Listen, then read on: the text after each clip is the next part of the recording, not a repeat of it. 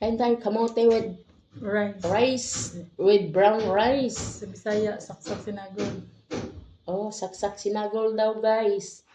With noodles na may isda. May Isda, kamatis. kamatis, hindi ko alam, ginisang Tikman mo nga. noodles na may isda. With, syempre, may paborito, kamatis with, yes, bagoong. Hindi talaga mawawala yung bagoong guys, every kain. Kaya pala naubos ang bawang. Pinaglalagay sa bagoong. Ayan na guys. Tapos, syempre, meron tayong simpleng dessert. Yan. At saka syempre, meron tayong Ano yan? chocolate. Durog na chocolate. Durog. Chocolate guys. Bar chocolate yan guys. Tapos, sinaluan ko ng mani. Niluto ko siya ulit. Pinainit ko lang. Natunaw, nilagyan ng mani. So, yan. Ibig sabihin, DIY. So, yun na guys. Let's eat. Siyempre, simpleng pagkain lang to guys sa mga mahihirap. Uy, mahirap. Pinakain to ng mayaman. Ay. Hallelujah. Salamat po. Saan bagoong dito?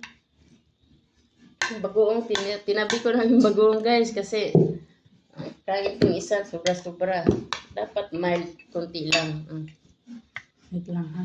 Kunting bagoong lang. Sabi mo kasi tikman mo.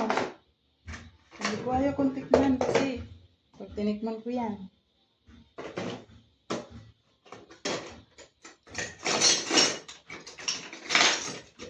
Pang bagoongan talaga yan. Yummy. Yun guys, ginisa ko yung bagoong. So nilagyan natin ng bawang na dinikdik na bawang. Nahilaw yan guys ha. Para mas mabango ang amoy. Kaya pag binuksan mo siya, hindi siya amoy bagoong. Amoy bawang na may Basta masarap yung amoy guys. Yun na lang yun. So let's eat. Siyempre, kauna-unahan ko talaga pagka ganito guys. Ang sabaw talaga ang unang tinitin. Parang nilagyan ng sardinas na. Oh. Walang sardinas yan guys ha. Dahil sa sa kamatis. Yan. Bye-bye ka na. Bye guys. Maraming salamat. Thank you for watching. For eating.